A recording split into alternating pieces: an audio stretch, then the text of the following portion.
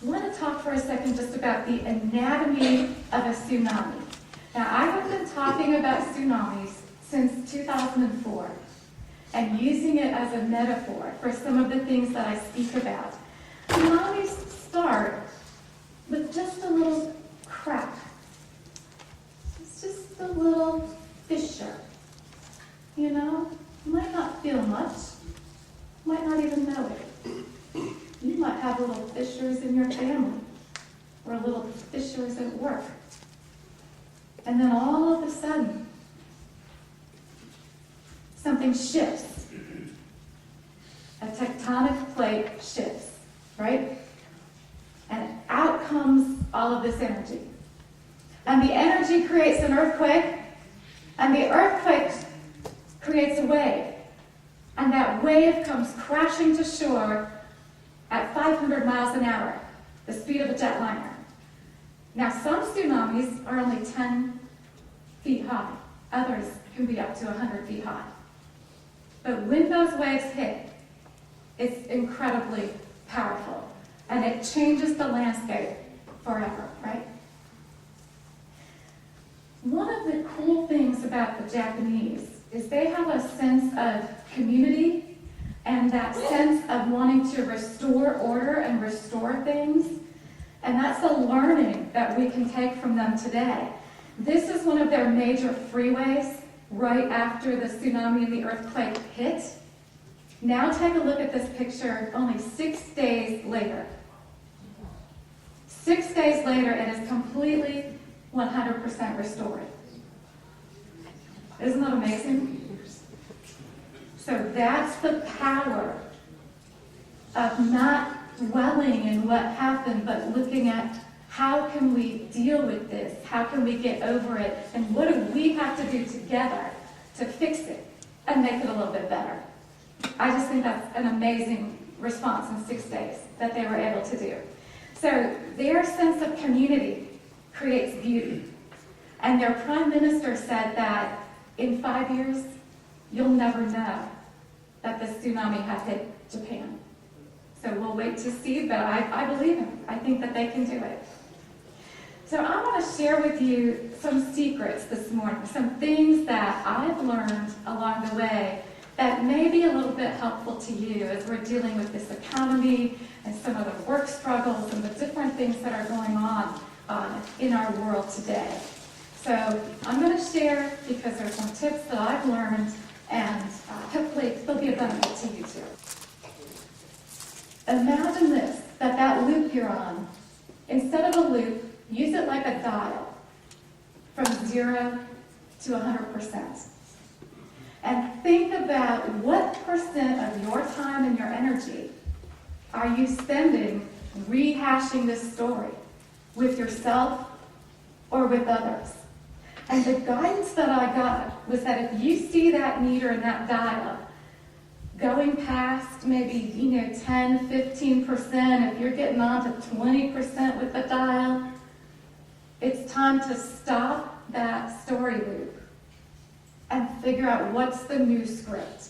When things change abruptly, we've got to figure out how to adapt.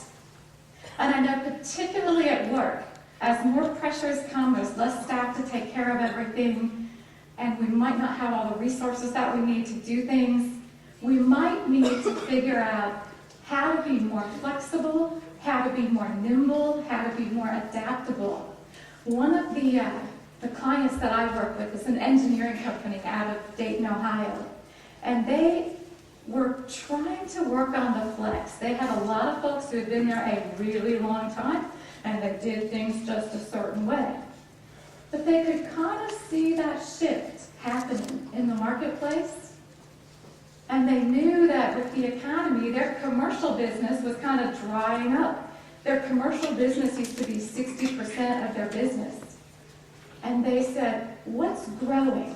Is there a part of the country that's growing where we could shift some of our resources and be more flexible and be prepared for what's happening in the economy? And they looked and they said, one of the things where there are projects is the government sector.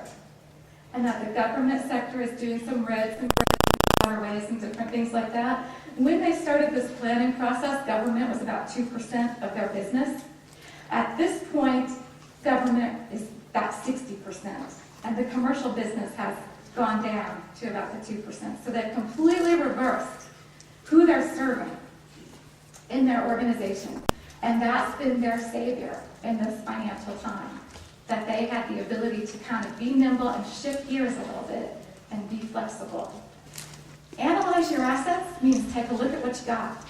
Because a lot of times you have things that you can work with, or people that have skills and abilities that you might not have realized.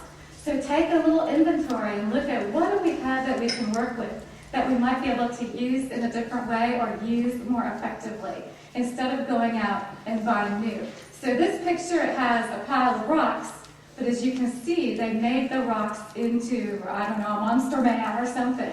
But they did something useful with it. And so analyzing your assets helps you to know what you've got and what you can do with it.